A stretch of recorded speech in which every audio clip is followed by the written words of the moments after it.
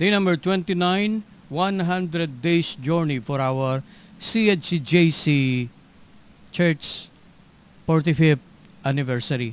Our text for today will be on Ephesians chapter 1 verse 6. To the praise of the glory of His grace, wherein He had made us accepted in the Beloved. Naranasan mo na bang ma-reject? May dulot na emosyonal na sakit ang may santabi. Marahil dahil sa social status, hindi ka isinasama dahil ikay mahirap. Sa okasyon ng mga magkakamag-anak, kadalasan ng mahirap ang gumagawa ng mahirap na trabaho at yung may kaya ang siyang pinaglilingkuran. Sa paaralan, sa anumang grupo, marahil naranasan na ninyong ma-reject.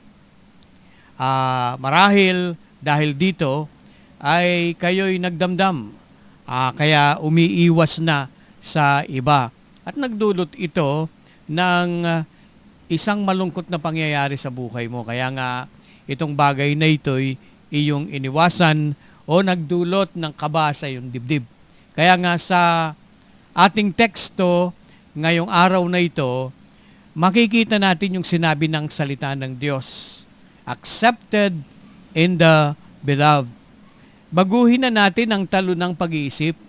Angkinin natin yung katotohanan dahil kay Kristo, tayo'y katanggap-tanggap sa harapan ng Panginoon kahit anong sabihin pa ng tao sa ating kalagayan.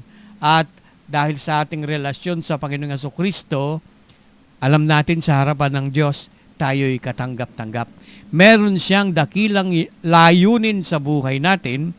Hindi siya tumitingin kung anong uri ng ating social status, anong kulay ng ating balat, ano ang ating tangkad, kung maganda man tayo o hindi. Ang tinitignan ng Panginoong Jesucristo dahil sa biyaya ay tinanggap natin ang pagkatanggap sa pamilya ng Diyos dahil kay Kristo. Di ba dapat nating pasalamatan ito?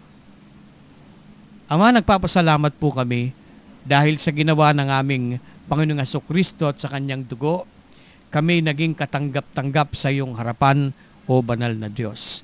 Hindi mo na po nakikita ang aming mga kahinaan, kalikuan at kasalanan dahil kay Kristo kami tinanggap mo sa pamilya ng Diyos. At ito ang aming pinapasalamatan sa araw na ito. Meron po kayong dakilang layunin sa aming buhay at nais naming itong matupad. Sa pangalan ni Jesus, Amen.